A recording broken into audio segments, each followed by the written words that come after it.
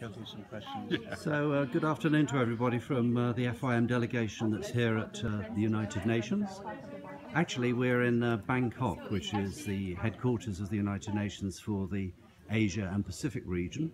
So on my right in the blue suit is Jesper Christensen, who's Director of our Public Affairs Commission, and on the left, Mr. Greg Kraft from the AIP Foundation.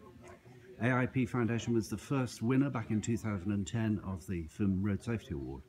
So Greg, could you just give us a couple of minutes to outline what it is that you do and what the life-saving potential of the helmet work is?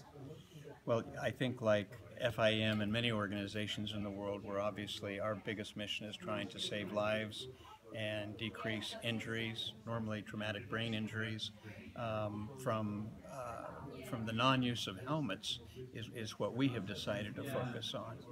And we believe that a helmet is essentially a vaccine. Yeah. That if that idea gets planted in a parent's mind or even leadership's mind, it becomes more apparent just how important it is.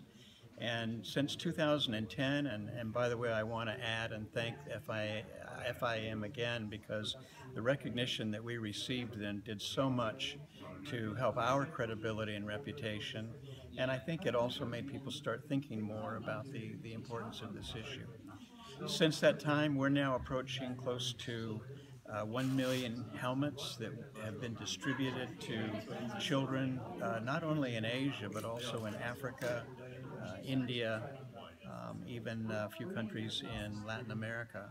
So we're very pleased that the program has become replicable and that many people are adopting it. Now, these aren't free helmets. We've been very fortunate. Our model for doing this has been to approach the corporate sector and solicit their support for their corporate social responsibility programs. And so they can come in and basically adopt a school, for example, maybe 500 or 1,000 children, and we put the logo on the helmets that they give to the children. But then we carry on with the full one-year program of educating the parents, educating the teachers, and of course the children. So we're very proud, and again, I credit a lot of this momentum to the support of FIM and its leadership and members, and we're highly appreciative of that. Yeah, and I understand you have some colleagues from other parts of Asia who are with you today. Is that right? Could Yes, you introduce them to us? Yes, I'd be happy to. I'll just add our primary countries here in Asia are Vietnam, Cambodia, and Thailand, where the road safety crisis is still at an all-time high.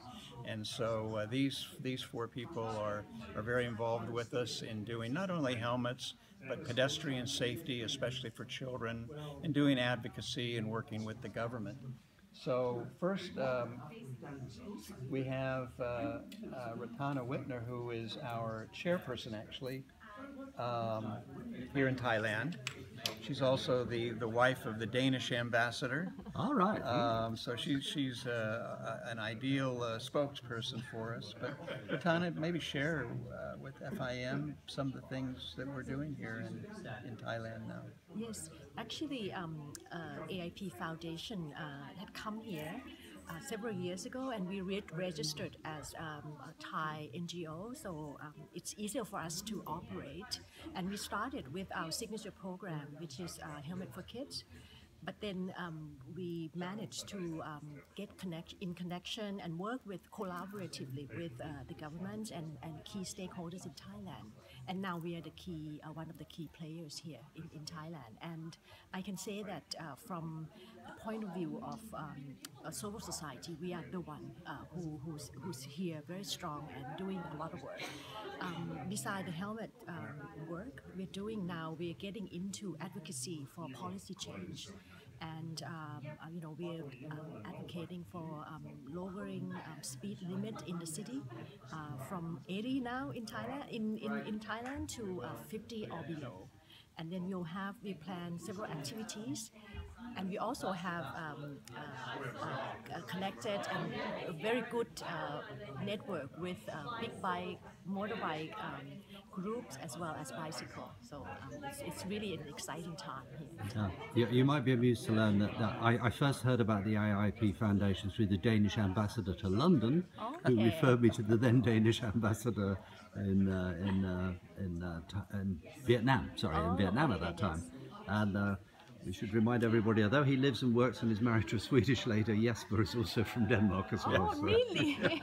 Oh my goodness, yes. Actually, I just wrote an article and was published in the Bangkok Post, and I quoted what you know, excellent work you do in Denmark with lowering.